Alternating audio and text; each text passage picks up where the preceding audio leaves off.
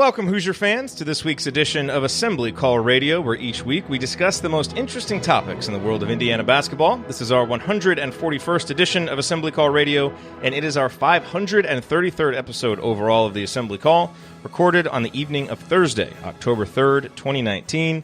I am your host, Jerod Morris. And let's begin this edition of the Assembly Call how we begin every edition of the Assembly Call, and that is with our Hoosier Proud Banner Moment.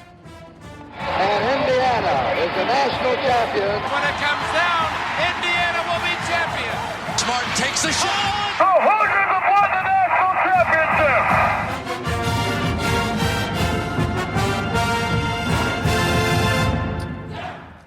This week's banner moment occurred on Monday when Indiana announced its two captains for the upcoming season, selected by a vote of the players, senior Devonte Green and junior Al Durham.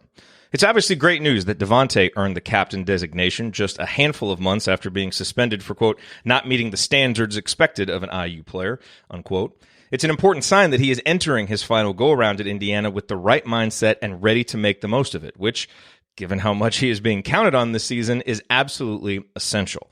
But I want to focus on Al being named captain because I think it could have even bigger implications for the future of the program beyond this season. Unlike Devonte, Al will be back next season. At least that's how things currently project right now. And that means Indiana will enter the 2020-21 season led by a senior guard who will have 3 years of extensive playing experience and 1 year of official leadership under his belt. That's important.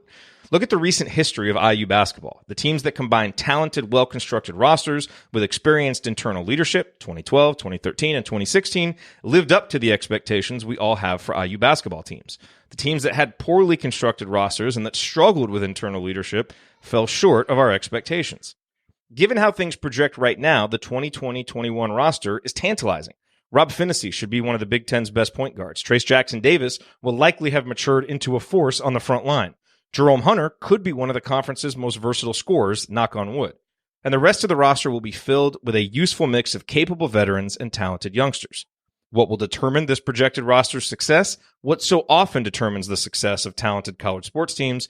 The internal leadership. And this is where Al will play such a key role, like Jordan Hulls and Colin Hartman before him. He may not be the most talented player on the roster, but he can be the glue that helps hold it together through all the ups and downs of a long season. And Al has already displayed natural leadership abilities during his first two seasons. He's a tireless worker. He's as enthusiastic about being a Hoosier as any guy you'll find. And now, after 2 years of leading mostly by example, he seems ready to embrace the role of vocal leader as an upperclassman and captain. And next season, he projects to be buoyed by Joey Brunk in his second year with the program, along with the then-veteran Finney, whose role as point guard and probable minutes leader will make him a leader whether he wants to be or not. Fortunately, it seems like he does. Now, this forward-looking banner moment may make it seem like I'm writing off this upcoming season. I'm not, of course. Come on, you know me better than that. But I do think it's worth considering how important Al's leadership can be as a through line connecting this season and next season, which hopefully will represent the next two steps in the Archie Miller era at IU. First, getting back to the NCAA tournament this season, and then contending for a Big Ten title and playing into the second weekend and perhaps beyond next year. And it's not going to happen by accident or magic. And it won't happen as a result of this or that five-star commitment. It will happen because Archie Miller effectively communicates his desire for what the culture of Indiana basketball should be, and then has enough players within the program who are willing to hold each other accountable to that vision. Al Durham is one of those players, and his leadership will play a pivotal role in Indiana resuming the success on the court that he, his teammates, his coaches, and all of us expect. All right, now let me introduce my esteemed co-host for this week's show. Coach is off this week, presumably still recovering from his first attempt at handling the full suite of host duties on last week's show. And while he may have ended the night lamenting a few mistakes... Yeah, I screwed up two things, though. The bottom line is that he hosted a great discussion with Chronic Hoosier and Galen Clavio, and he also provided this gift of a drop, which you can be sure will keep on giving throughout the season. You dumbass. So kudos to you, Coach. That's on awesome. On a great first night running the point. Mic drop. All right, so here with me tonight to my left, he is the Andy Reid of Girls Youth Sports Coaching in Cincinnati, the president emeritus of the Robert Johnson Fan Club, and one of the world's most renowned and fun-loving bracketologists. Well, it's been a fun week, Jerod. Let me tell you. This is fun. This kind of game is fun. This was fun. All right, well, this was fun. He is Andy Bottoms. Andy, what is your bottoms line on the last week in Indiana basketball? Well, I did have fun last Thursday night watching the Eagles win in Green Bay, so I just add that to the treasure trove of fun. For this week, we're going to spend a lot of time talking about Al and Devonte and really hitting the backcourt pretty hard. The one thing I continue to be really intrigued by, Archie brought this up a bit more during his Big Ten Media Day comments, and just this whole notion of IU really kind of playing through the post and playing inside, relying so much on the front court because that's where this team has arguably the most depth, and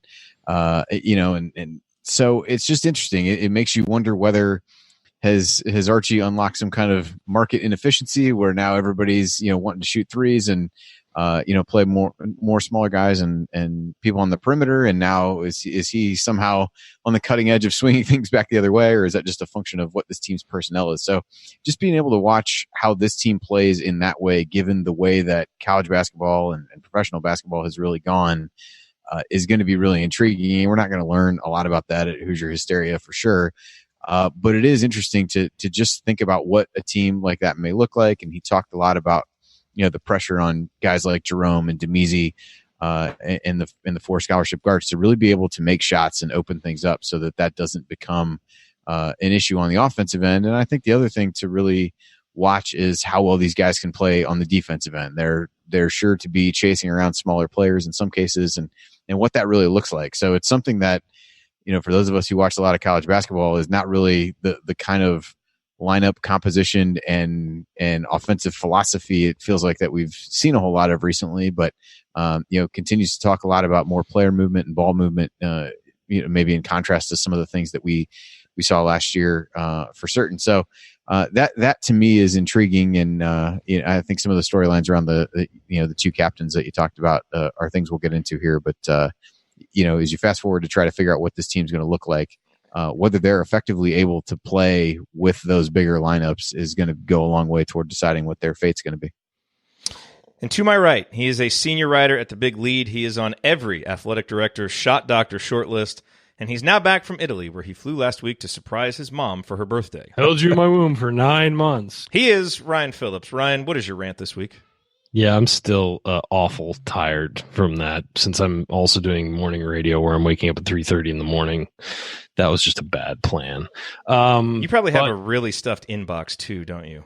Yeah, I do. Thanks, guys. Appreciate it. It's hell being important. What are you going to do? Yeah, right. I wanted to talk a little bit, actually, real quickly, because I think we all kind of know what's going on at Sports Illustrated today, and I think it's kind of sad to see such a great, a great publication I think we all were addicted to growing up, and see that they just let go of half their editorial staff today and are going to replace them with part-time writers and a patchwork group of contributors with quotes around it. And I think it's a really sad day, because I think we all understand. I mean, you look at what something like The Athletic has done, and it still remains to be seen whether that's going to work long term, but I think most people feel pretty confident that it's doing very well. But it bothers me when people acquire these venerable publications and then somehow think that cutting the quality or cutting the full-time writers who make it great is somehow going to make the quality better. And I think that's really sad that we're seeing that happen to Sports Illustrated, which for so long has been such, at the forefront of sports. And we all currently, because of the show, work in sports media, and it's really sad to see things,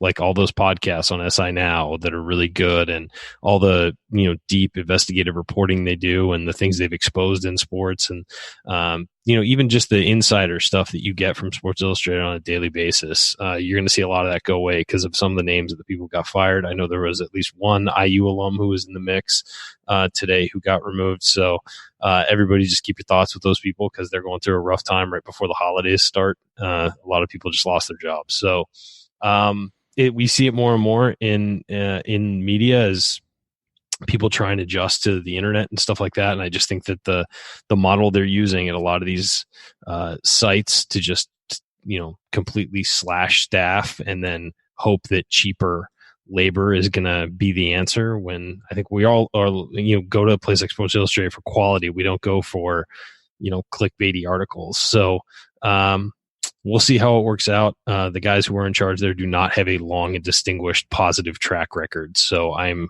not hopeful. Anyway, so just thoughts with those people, because it's really a shame today to see so many good writers find themselves out of work.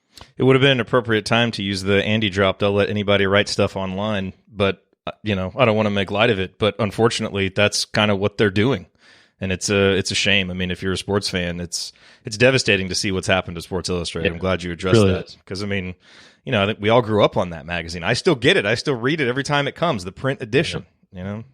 I used to wait.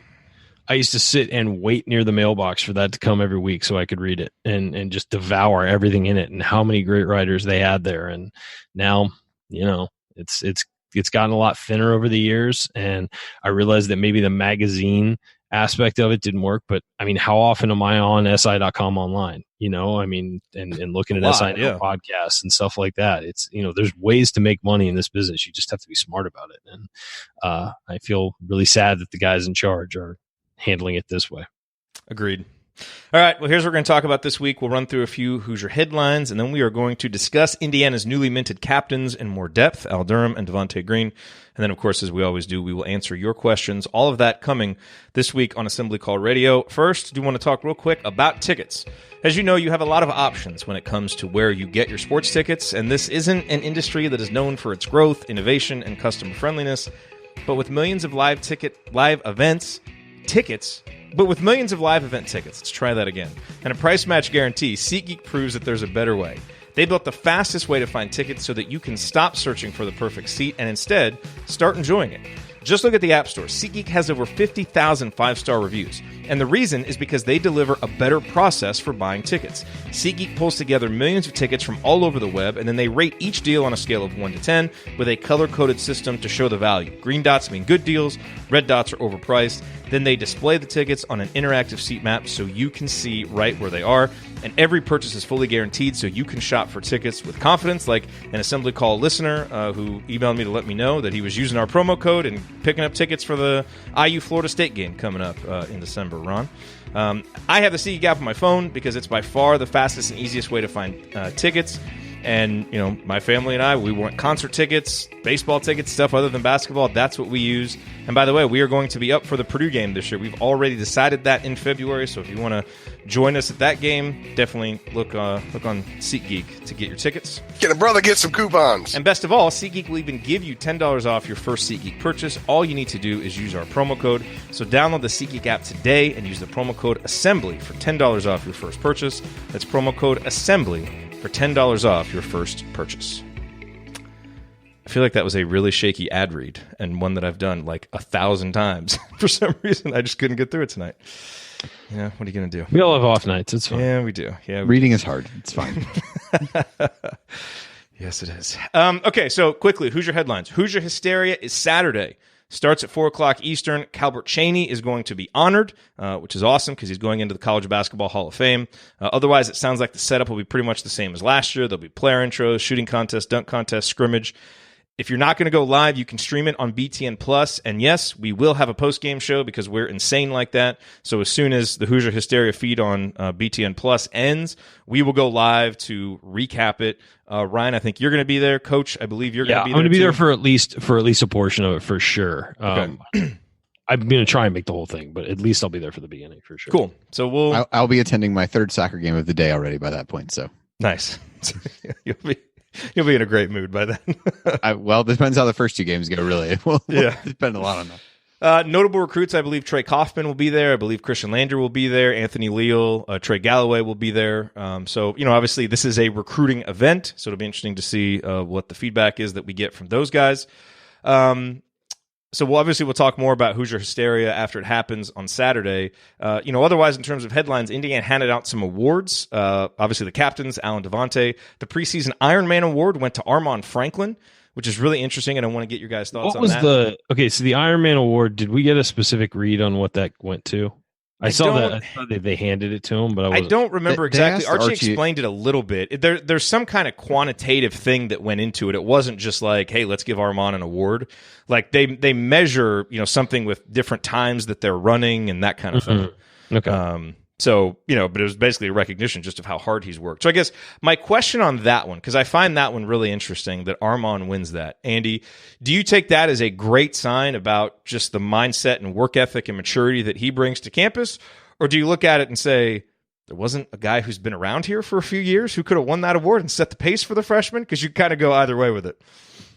Yeah, in the absence of true knowledge of what actually went into it, I listened to the same thing you did where Archie kind of talked about, some of his times from different, running things and other, kind of cardio type things. I'm going to choose to see it as a positive for him. And I put that in the lens of, again, this team does not have a ton of depth in the backcourt. And so there's a lot that goes into being able to play in the Big Ten and play at IU and all of those things. And so this is not to say that a physical fitness award or whatever we want to call this is going to prepare Armaan Franklin for it. But I think it's good to see that he's adapted so quickly to the rigors of practice and the things that are going on with IU that he's able to do that.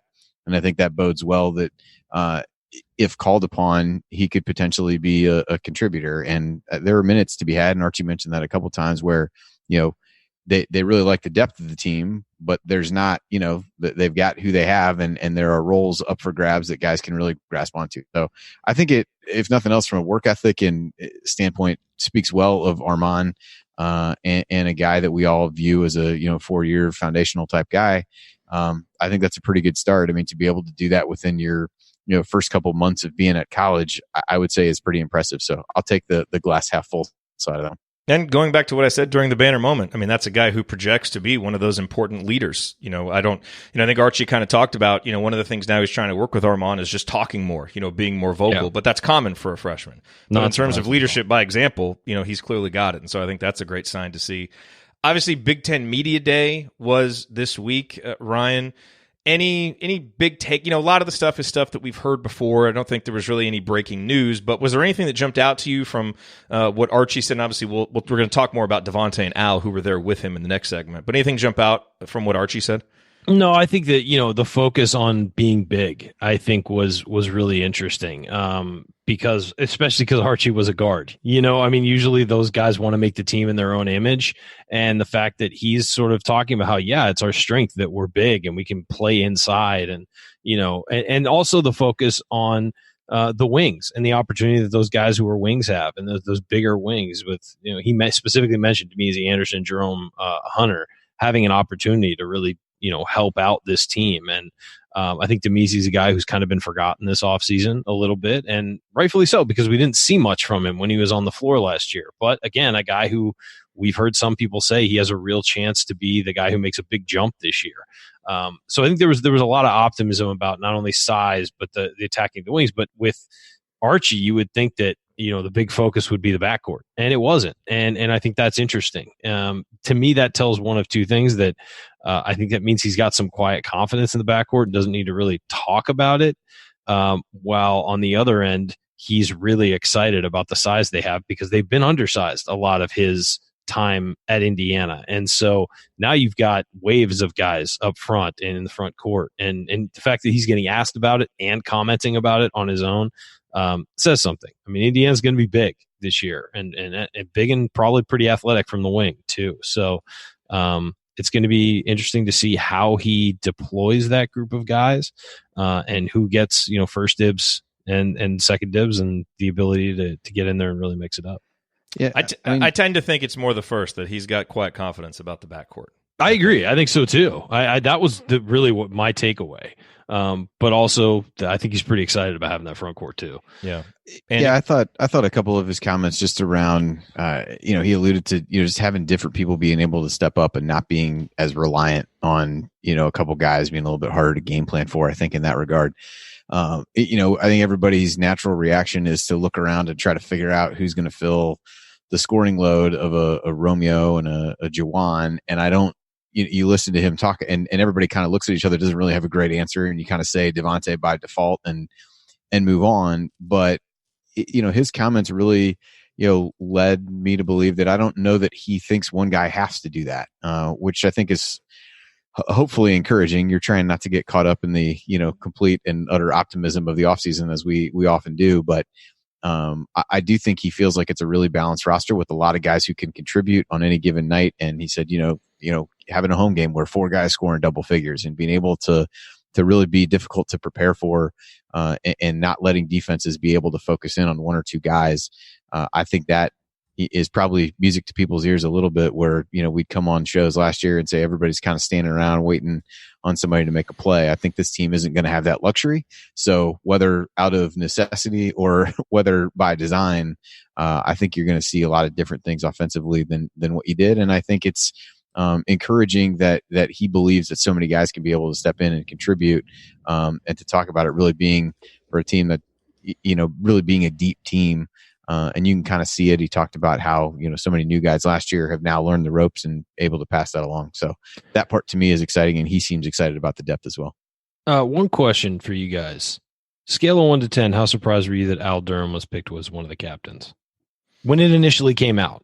Surprised when it was announced, and then not surprised at all with about 5 minutes of reflection. Yeah, no, I meant when it was announced. Like, were you surprised initially? Yeah, I was a little surprised. I figured it would be Devonte and Durham. I was a little bit surprised, but I think it makes a lot of sense. Yeah, and I think, and it's a player vote too. So it's not like Archie picked it. Oh no! I just to be clear, in case people don't know that, I was pleasantly surprised. It was surprising to me. I thought it would be Devonte and Durham for sure. I thought maybe they might go with 3 and throw in a 3rd guy, because we've seen that before. But that was surprising and positive for. I mean, we've heard all offseason how hard Al's working, so clearly he made an impression on his teammates. I think you saw him try to do some of that from a leadership perspective last year. I recall shows where we would come on and say he was really trying to, I think when he really had a spark and was attacking the basket, I think everybody followed his lead a little bit. And some of the comments that Archie made was, he's a guy that nobody has anything bad to say about. I think he's just a guy who, based on work ethic, energy, all those kinds of things, really has respect to his teammates. So I was like you, Jerod, probably a little bit surprised at the beginning, but once you really thought about it and you kind of think back to how he was last year in situations where they needed somebody to, step up and provide some energy and leadership, you saw him try to do that and just really growing into that role. It's been a good week for Joel and the Al Durham fan club. So hopefully that carries into the season. All right, coming up on the Assembly Call, we are going to talk about Indiana's newly minted captains, Al Durham and Devonte Green. Each will have to step up his game in a big way for Indiana to go dancing. Do we think they're up to the task? We'll discuss that. Plus, I have a major announcement next here on the Assembly Call.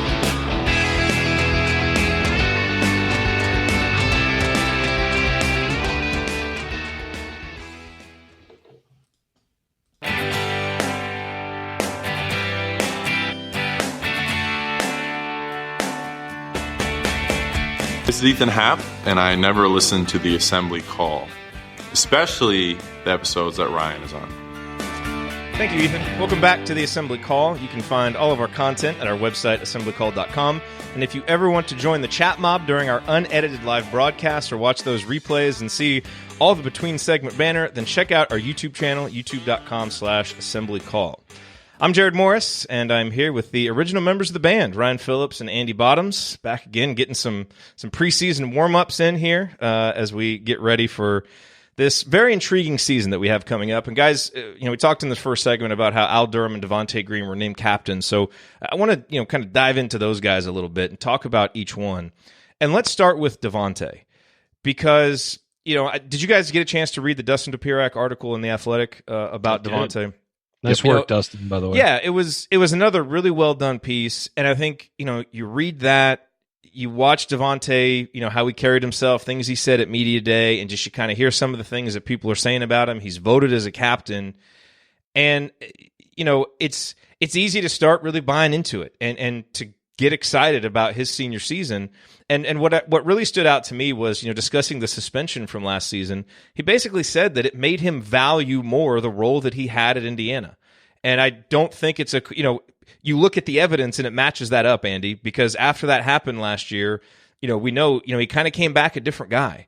And, he was huge in that win at Michigan State. He ends up, finishing the season, those last 7 games, scoring 15-some points, really stepping it up.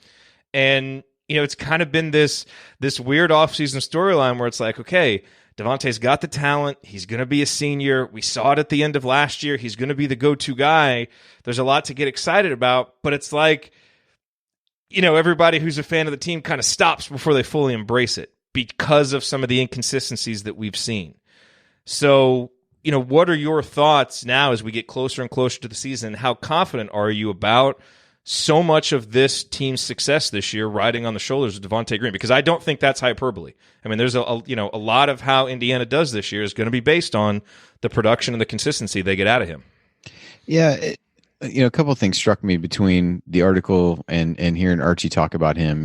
One of the first things that Archie said when he was asked about, kind of what it said to him about Devonte being a captain or just kind of about him being named captain. And he went pretty quickly to maturity. And I think you see a lot of that in the article as Dustin kind of walked you through his career. And I think you do, again, it's easy to say this when you're sitting and listening to interviews and different things like that. But being able to, he certainly seems like a guy who has matured and kind of been through some things over his time at IU. And I think, the article gave a really good glimpse into, his really crisis of confidence or whatever you want to call it that he had over, various points of his career where, seemed like the first year, was playing a kind of the role you'd expect a freshman to play and expecting to grow and not really moving on the trajectory that he wanted it to. And for somebody who, as you go back through some of his high school numbers and things like that, had nothing but success and was such a prolific scorer and, brother goes to the NBA. I think there's just a lot of pressures on him that, you probably knew about, and in retrospect, you're like, yeah, you should have seen that, or you could have seen that. But just kind of listening to him talk, hearing some of the discussion about, I think Jeff Rabjohns even asked him about it at the media day about, how does a guy who scored this many points, like, have that, go through those stretches where they just don't have that confidence. And I thought it was a really good look into him. And it seems like a guy who's able to put, failures or different things behind him a little bit quicker than maybe he was in his younger days, which to me kind of circles back to the maturity component of things. Yeah, and as we've talked about, Ryan, ad nauseum this offseason, he seems like a guy that's finally at peace with his role and a guy who, with this new coach, Archie Miller, that didn't recruit him, but that has had him for a couple years. And, you could tell when Archie first took over, like he saw something in Devonte. I remember him talking about, he's got a little city in his game. He's got that ability. And yet it just seems like they haven't been able to consistently be on the same page. It feels like they're entering this season on the same page. And I think that's so important. That's the biggest reason why I have so much confidence in the Devonte breakout this year. Yeah, I think that for a long time, the relationship there seemed like Archie really saw something, as you said, in Devonte, but also saw him as the most frustrating player on the team because he couldn't get him to perform to the level he knew he was capable of consistently. There was no consistency. That was Devonte's problem. It wasn't a lack of talent. It wasn't a lack of, some degree, a lack of focus, but it was consistency. He just wasn't consistent. You didn't know who you were getting from game to game. We've seen that with IU players, some IU players recently who, for the first couple of years were guys you couldn't rely on. And then all of a sudden they turned it around. Troy Williams was that way. The second half of his final year, that was a guy who was so key to the team's success.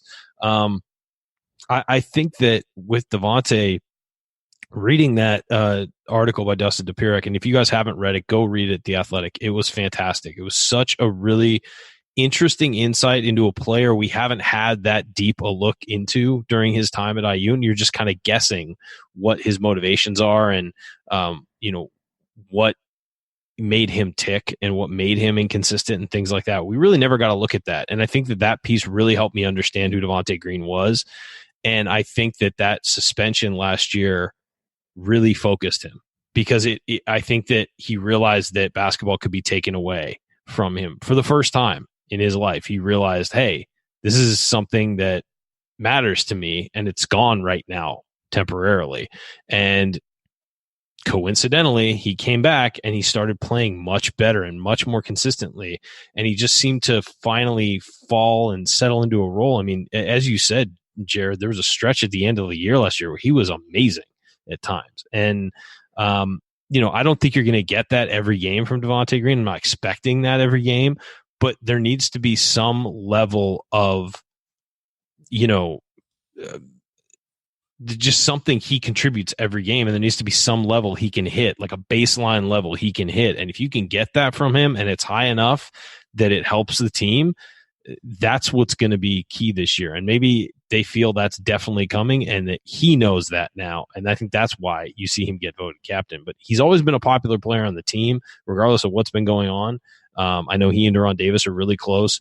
And it's not surprising to me that he got named captain after the way he finished last year and all the positives we heard this offseason. Yeah, and also just another great example of why give us access to these guys.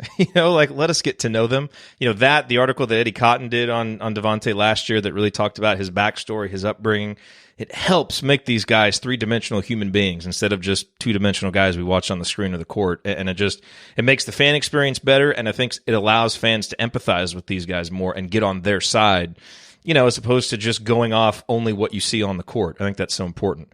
So anyway, just one quick thing on that. I mean, I think when you look at what everybody's impression of him was on the court was like an overconfident guy, and you read a piece like this, and it was almost the exact opposite of how he was feeling when he was out there. So I think it's a good point about giving the access, because it's so easy to kind of read a guy one way on the court, and then really the reality is something entirely different. But Coach had Archie's quote in the chat that Devonte's got a lot of rope. So I think hopefully that speaks well, and they're kind of at a good place in their player-coach relationship at this point, and know what one is expecting of the other. Just like Ryan's, overconfidence masks debilitating insecurity, Right. That's my issue. Okay, so I teased big news. I do have an announcement. So I've kind of been driving the Devonte Green train this offseason. Although I will say I was encouraged to see Brendan Quinn, never one to buy into any Indiana basketball hype at all, had Devonte Green on third team all-conference, which I've kind of been saying, he could be an honorable mention all-conference type guy. Especially after the way you finished the season. Yeah. Yeah. So this is all almost always based on the last thing you saw. That's what those. Yeah. But nice to see that from Brendan. But here is my announcement. The breaking news. I have accepted the position of president of the Devonte Green fan club. It's been coming all off season long. That is big news. I'm gonna, it's one of those things. It makes you, a little bit nervous to fully buy into it. But I'm gonna kind of stake my reputation on this. I really think he's gonna have a big season. I'm buying in. Now I'm gonna ask you guys, because obviously when you do this, my confirmation bias is now automatically going to lead me to, want to see the good in Devonte. So you guys have to hold me accountable, make sure that my analysis of him is as objective as it needs to be. But I am going to be the president of the Devonte Green fan club. I'm fully bought in. I am ready for this great senior season narrative of Devonte turning it around and having a great senior year. And I want to be at the front of the train driving it. So, did you get business cards made? I might. I need to ask Joel. He's got his business cards for the Al Durham fan club. But you're not official. We haven't had an official fan club on this show in a while. Andy had the Robert Johnson fan club. We haven't really had another one for this season. I'm going Devonte Green fan club. That's it. All right. That's my announcement. Right, it's a thing. So I'll see if I can join one. I thought you were going to announce that you were wearing a shirt, because many in the chat have been concerned that you were doing this shirtless. So, oh man, the color of that shirt really does kind of blend in with my skin. There color, multiple comments were made, but a couple people expressed some relief when they saw a button, so that they knew that it was so. Really is. I thought that's what you were going to announce, but both exciting. Either way, we're good with it. Just trying to make the show a little more appealing to the ladies. I was going to say, Assembly Call After Dark lives up to its name. Yes. In the chat, Jerod, did you hit your head? I did not. Look, I figure everybody kind of thought this was coming because, I've been obviously very positive about him all offseason. So It just feels like the natural evolution of this offseason. All right, let's talk real quick about Al Durham. We talked about his leadership. The thing I want to talk with you guys about, I think there are two areas where he can really improve. Defensively, he's been good. He's been a very good on-ball defender. I mean, he's an outstanding on-ball defender. The synergy numbers back it up. You can see it with the eye test. He has struggled more in help situations and just kind of defending guys off ball, chasing. He, doesn't recognize screens very well. I feel like this is something that as a junior with more experience, he'll get better at. More strength. I think some of those things are things he'll improve on. And if he can add that to the on-ball defense, he's got a chance to be one of the best defensive guards in the conference. And he can guard bigger guys because of his wingspan. So that's an area that I really look for him to improve. But I think what Indiana is really going to need from him, obviously, is steadiness at the backup point guard position. And he's been a guy who, he doesn't turn it over a ton. He usually makes good decisions. Not a great creator. He's not a big assist guy, but, doesn't make a lot of mistakes. But where I think, Ryan, we really need to see him get back to being Al Durham is driving to the basket. Because what I found interesting looking at his numbers, his offensive rating actually went down from his freshman to his sophomore season. And that's with his three-point shooting going up, and the proportion of three-pointers that he took went up from his freshman year, but his efficiency went down. Why was that? Well, it's because he was really efficient at getting to the free throw line and on 2-point field goals as a freshman. He shot 50% from two his freshman year, and his free throw rate was 48.7. As a sophomore, his free throw rate was only 31.3, and a big reason for that, when you dig into the numbers, is in the pick and roll. As a freshman, in 27 possessions where he kept the ball in the pick and roll, he scored 1.148 points per possession. That's 98th percentile. He got to the free throw line on 37% of those possessions, and his field goal percentage was 61%. Now listen to the numbers from his sophomore year. In 51 possessions, this is pick and roll. He keeps the ball. He's driving. 0.745 points per possession. Got to the free throw line on 9.8% of possessions. His field goal percentage was 35%. A huge drop-off. And, to me, there's a couple reasons for that. One is just a lack of respect from officials. I mean, there were some times Al needed to get more calls. Hopefully, as a junior who does all the right things that you think refs would like, he'll get more calls. He's going to talk to refs before the game. Yes. Things. But to be fair, he also kind of tries to sell the foul a little bit too much, and his reputation might have caught up with him some. And instead of just going to make the basket, he tried to draw the contact. And to me, that's one of the reasons why, the field goal percentage dropped and the free throw rate dropped. If he can bump those numbers back up, which again, he's stronger, he's going to be more experienced. Hopefully he gets more respect. He seems to function better as a driver, be more comfortable with, he seemed to with Romeo off the court last year. So that might open things up for him. I think we could see those numbers go up. And now he projects to be an 11, 12, 13 point scorer based on last year. And that would be an important bump for this team. So, when I look for the things that Al can improve on, that reasonably, you could expect to be better, if he can keep the 3-point percentage about the same, even with the line moving back, that to me, Ryan, is where he can really take a big step up because we've already seen it from him. And that would be really big for Indiana offensively. I think the key, too, is going to be finishing through contact. It's not so much getting fouled and getting to the line for him. It's ignoring the contact and being able to finish. And with how hard he's been working the offseason in the weight room and obviously working on his shot and all that stuff and all the work he's been doing, that should be something that he's better at this year because he was still very skinny last year, still, got bumped around a lot. He's a more mature guy now. We haven't seen him, but he should be stronger and be able to finish through that kind of contact. I mean, that to me is the biggest thing, is that last year, a lot of times he did get fouled going up and not get the calls. And I think that, when you're in that position as a guard who's going to be driving a lot, you need to be able to push through that and to get through the contact to the hoop. Also, good point from Charles in the chat. He did have the hand injury as well, and that could have affected him too. I know it affected his shot, so that might have affected some of his aggressiveness as well. Andy, as you kind of look forward for Al, what are your expectations for him this year? Yeah, I think the free throw rate's a big one. He actually led IU in free throw shooting last year, which, I mean, given how the team shot, is maybe not the greatest of compliments, but it is.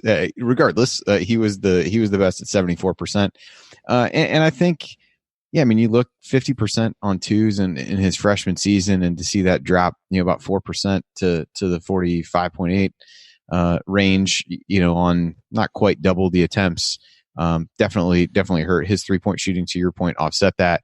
And I think he is going to be a guy who, if the matchup is right, needs to be able to take advantage and try to get to the hoop, and potentially in a spot up situation, really be able to knock down some shots, which he was, a bit more consistent with. The thumb injury certainly played a role down the stretch of his shooting tailing off a little bit. But he was also a guy who could make some shots. So if you're going to play through the post and dump it in and reverse the ball, he's got to be a guy who's there ready to shoot and able to knock it down. And his work ethic from that standpoint is good. And, rebounding, that was another thing that dropped off for him a bit from year to year. Defensive rebound percentage was almost 11% his freshman year, dropped off to, under 7 last year. So I think that's another area where, maybe they don't need that as much with him with the size that they have, but that's been a pretty constant drumbeat from Archie of, having the guards help to rebound and be able to get the ball out and really push the pace.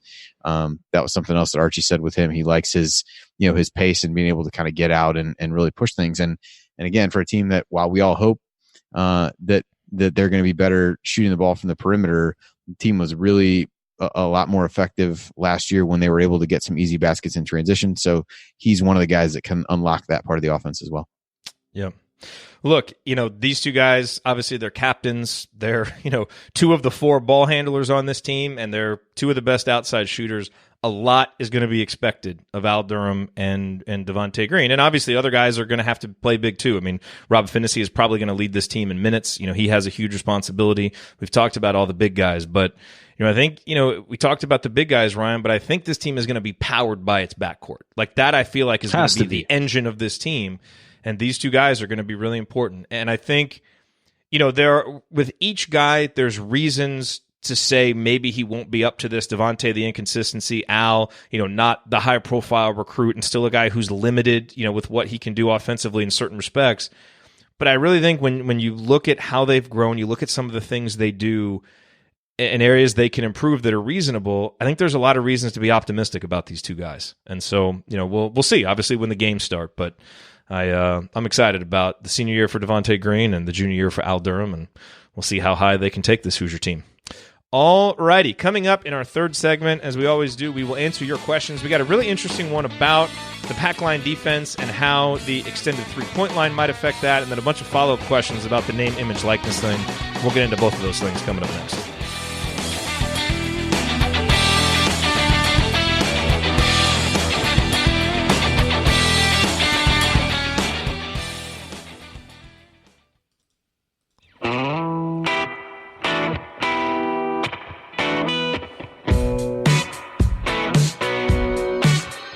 This is Tim Priller, and I never miss an episode of the Assembly Call. Welcome back to the Assembly Call. I'm Jerod Morris here with Ryan Phillips and Andy Bottoms. Remember that you need to be subscribed to our email newsletter. We send out a weekly IU News Roundup, even during the offseason. And after every game, we send out a detailed post-game analysis. Just text IU to 66866 or go to assemblycall.com. That's IU to 66866. Or go to assemblycall.com. Time now for the mailbag. All of these questions submitted in our private IU basketball discussion community, assemblycall.com/community, which you should definitely consider joining with the season coming right up here. So look, a couple interesting questions here. This one from Anthony. He says, I have run the pack line D for years coaching my junior high team, and I appreciate the benefits the system provides when it's run correctly. Closing out three-point shooters well is a key to this system's success. All IU fans nodding in agreement. How do you think the deeper three-point line creating longer closeouts will impact teams running the pack line? And will it be a detriment to an IU team that must take another step forward with their defense this year if they hope to reach the NCAA tournament? I know, Andy, we talked about this earlier in the offseason when we addressed the longer three-point line, but maybe it's a good time to kind of refresh this conversation. How do you expect that to impact Indiana and maybe teams running the pack line generally? I don't know that it just doesn't feel to me like the difference is enough to really it's matter. Not like it's not like it's 5 feet, you know. Right. Yeah, but Anthony's defense, I mean, you know, how much longer is it? It's a foot longer, right? It's about a foot. Yeah. I mean, I get that. I get that it's different. I feel like I keep going back to like as far behind the line as it feels like most guys are shooting. I just don't know in that regard. So not necessarily that the line isn't different, but where guys may actually be like setting up. I don't know that part is that different. So I tend to not read too much into what that might look like, but maybe I'm underselling it. No, I actually agree with you. I think that it'll probably be any difference to the defense will probably be offset by the fact that guys will be shooting from a longer distance and percentages might go down a little bit. So I think those things will offset each other because it's not that far. And for the most part, guys are shooting it deeper these days anyway. I mean, how often do we say, oh man, NBA 3 or, even a deep pull up. So I don't think it'll have that big an impact. Look, if they were moving it back 4 feet, then that's something we could discuss, but I just don't think it's that big a difference. I think it's big enough difference that you'll see a slight downward trend in percentages. But I don't think it's going to be monumental, and it's going to be a 3-year adjustment period and all that. I really don't think so. Do you think it is at all? Because as Coach says in the chat, deeper line means longer closeouts for all defenses, not just the pack line. But yeah, I mean, do you think there's anything about the pack line that would make it maybe just like a tick more difficult for them, or a tick longer to get out there? Just because we've already seen that that's been an issue at times for pack line defenses, even though we've all looked at the stats and that narrative is a little bit overblown. If they're disciplined, I don't think so. I mean, I think it's it might look bad on one pack line defense but that's going to be if the players aren't disciplined and aren't maybe the first year, as we've talked about, the third year in the pack line defense is usually a vast improvement everywhere on the team. If you're in the first year of it and you've never run it before, it might be more glaring than not, but I don't think it's going to be something that IU is going to have to worry about. Yeah, I mean, to me, it's, do you just take, all right, if the line's a foot further back, do you split the difference and say, hey, I'm going to set up to cut off driving lanes 6 inches further out? And to me, that just doesn't seem like it ends up being a meaningful difference. But I guess time will tell. I don't necessarily feel like, I'm trying to think back to the NIT games last year. I didn't necessarily feel like IU was any better or worse at getting to shooters in those scenarios there, and that was really what it would be. I think if you get, it's just not a big enough difference. If you get sucked too far in, you're going to get sucked too far in if it's a foot further out otherwise. So I think if you stick with the principles of what you're doing and really kind of know where you're, as Coach kind of put it in the thing, the actual pack line itself, if you stick to where you're supposed to be there, I don't know that it makes a huge difference. And as he said, pack line gives up 3 when there are bad help decisions, just like any other defense. And that's really the key, and that's not going to be affected by the length of the 3-point line. So great question, Anthony. Appreciate that.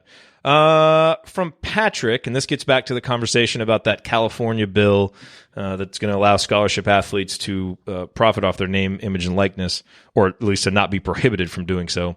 Do you think IU players will benefit more or less than the top programs when the players can get paid for name and likeness? Ryan, what do you think? I think I would consider IU a top program as far as visibility goes. So I would say they're probably going to, players at IU are probably going to do very well, because, I mean, especially if it's mostly a local thing and we don't see as many national ads. Obviously, if you're a 5-star Zion Williamson type, you're going to get paid big bucks nationally. But if you are, insanely visible in the state of Indiana as IU basketball players are, you're going to have plenty of opportunities there to do statewide campaigns and all that stuff for advertising. So I think IU players would do very well under that system, just because of how visible Indiana basketball is in the state of Indiana and even the surrounding states a little bit. They're in a big time basketball conference in the Big Ten. So then maybe even more of a reach. Obviously not as much as like a Duke or a Kentucky now, or a North Carolina. Yeah, but with the potential to get up there, if they can actually, if Indiana Duke and can start Kentucky, winning because the brand is strong. You got to remember, with Duke and Kentucky, it's not just like they have visible programs. They're also bringing in guys who are going to be top 5 picks in the NBA draft, and that's why they're getting so much exposure. I mean, Zion Williamson didn't get all that attention just because he went to Duke. That had something to do with it. He got all that attention because we've been watching Zion Williamson play high school games for 3 years and, see his insane athleticism and things like that. Wherever Romeo would have made pretty good money. So it's kind of really, it's like a chicken and egg argument, right? Is it really the fact that you went to Duke or the fact that you're a 5-star? I would lean more toward what Ryan said, and the fact that if you're a 5-star, you're on mock drafts, you're all over all these things. Like, those are the ones that people are going to want to throw things after. Now, do you go to Duke because they've had a bunch of other guys do that? Maybe you do, but I don't know that in and of itself is a factor. But we all know the passion for IU. We know that there's, all these theories about, boosters going to throw a bunch of money at somebody to do whatever. There are boosters at IU with money, just like there are at a lot of other places, that if they really wanted to say, hey, go rep my business for X amount, then and I guess my point would be Zion Williamson could have gone to South Carolina and he would have been enormous last year. Maybe going to Duke elevates that a little bit because he's in the national title conversation, all that.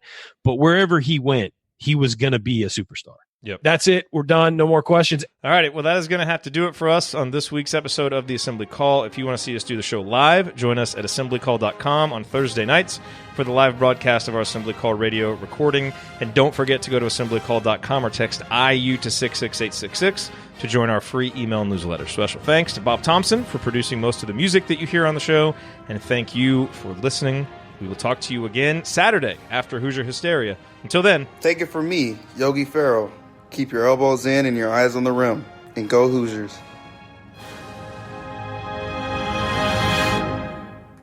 Thank everybody for coming out. All right, I got to get out of here, folks. Thank you. Nice. We good? We are good. You should really find Jeremiah April on Cameo and get him to say, I never miss a turnaround jumper or an episode of the Assembly Call. That's a deep. If he was on there, that would be that's a deep cut. That is a deep cut, from folks. A Mississippi Valley State postgame show from like 6 years ago. You would have had to have been around a long time. I would love to go back and find that and get that drop. I don't know. I'm sure I have it somewhere. That'd be... Once I have a lot of extra time someday, I'll go do that. Good stuff, man. Cool. So Hoosier Hysteria. Looking forward to seeing how Jerome Hunter looks out there. What time does it start? It starts at 4 Eastern. Okay, so 1 o'clock here. Good. That will make me more available, so that's a positive. Good. I mean, for those that like me. If you don't, that's a real negative. You dumbass. Yeah.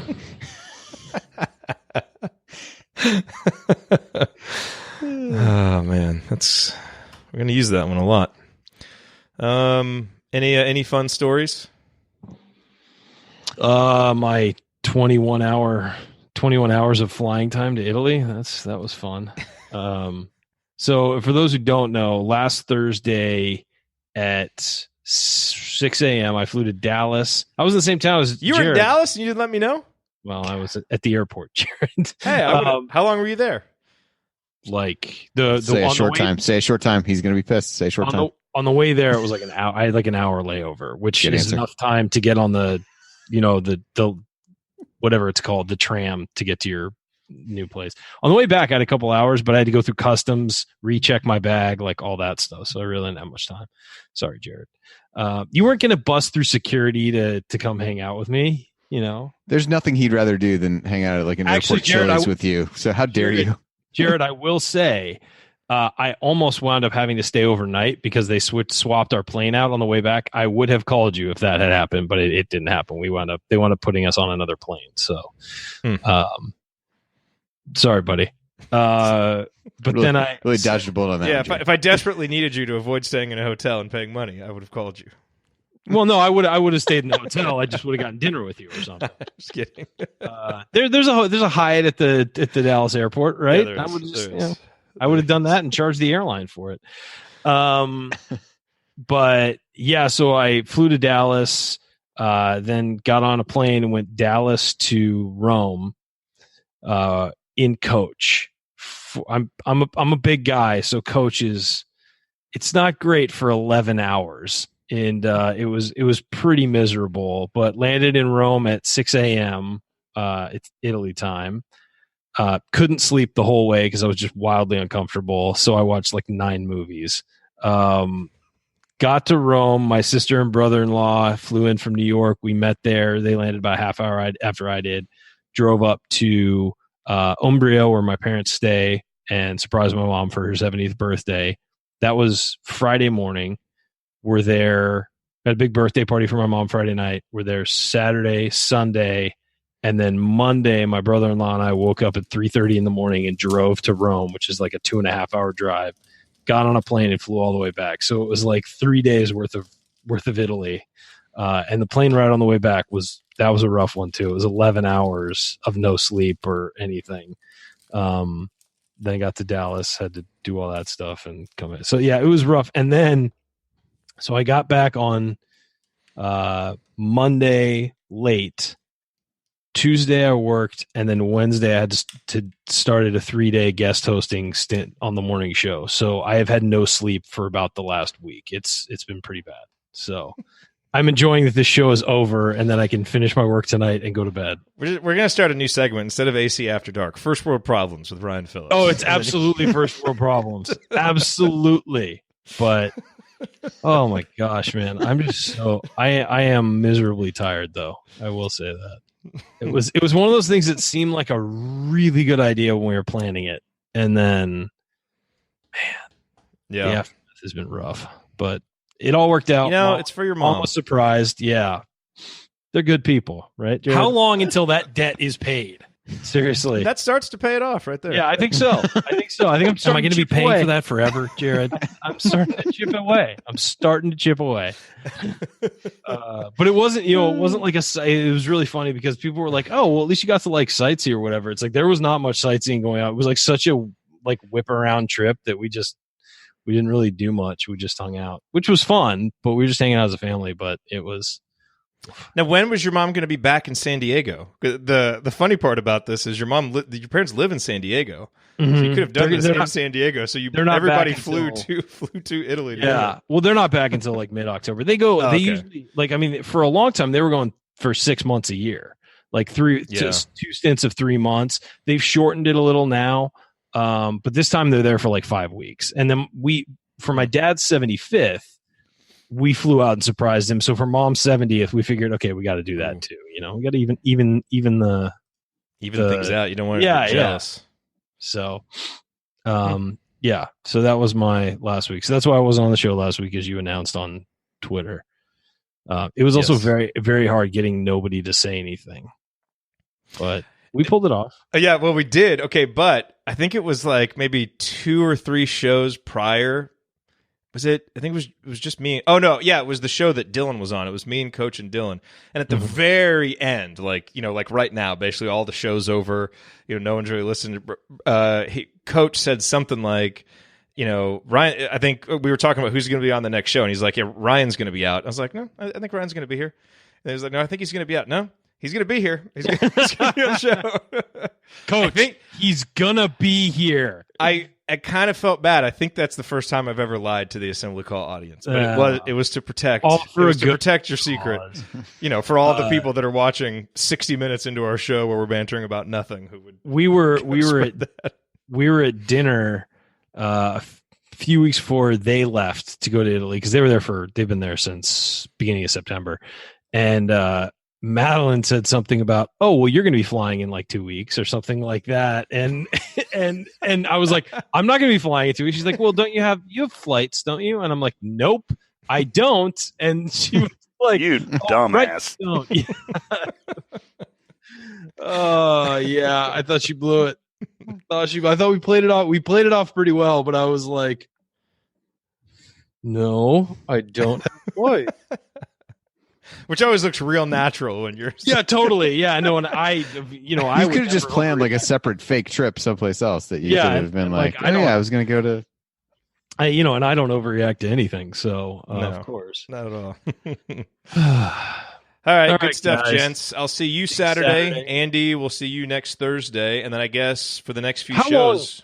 How long was Hoosier Hysteria last year? It's like an hour and a half, right? Yeah, I think that feels about right. Hour and a half. It was a little shorter last year, I think. It was snappier, so I'm hoping that it's like that again. Yeah, it was definitely less than 2 hours last year because I think Jerod, you went last year, right? Yeah, yeah, and then Ryan, we got on, and then Jerod, I think you called in from there. I feel like it was relatively short because I remember feeling like I was kind of scrambling to like get started because I assumed that it was going to run longer, but yeah. Cool. So, and then I guess for future Thursday shows, we can do the rest of the individual player previews. And we may just have to kind of pair up guys like we did for this one. Yeah, maybe position group. Do it by like position groups. Yeah. Cool. All right, everybody. We will see you Saturday after Hoosier Hysteria. Later, guys. Sounds good. Thanks.